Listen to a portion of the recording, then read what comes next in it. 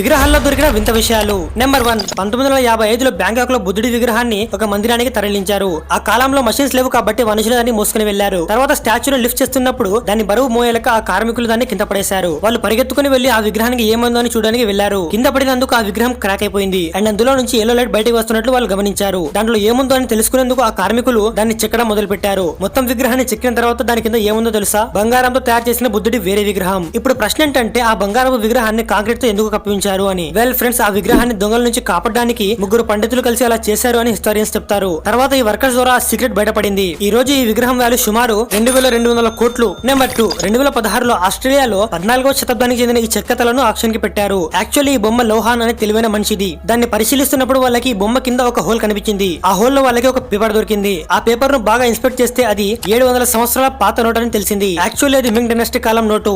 ఆ టైంలో చైనాలో కరెన్సీను బంగారం మరియు వెండి నాణాలు కాకుండా నోట్లుగా మార్చారు అండ్ ఆ కాలం నాటి నోటే వాళ్ళకి అందులో దొరికింది. తర్వాత ఆ బొమ్మ $30,000 కి అమ్ముడైంది.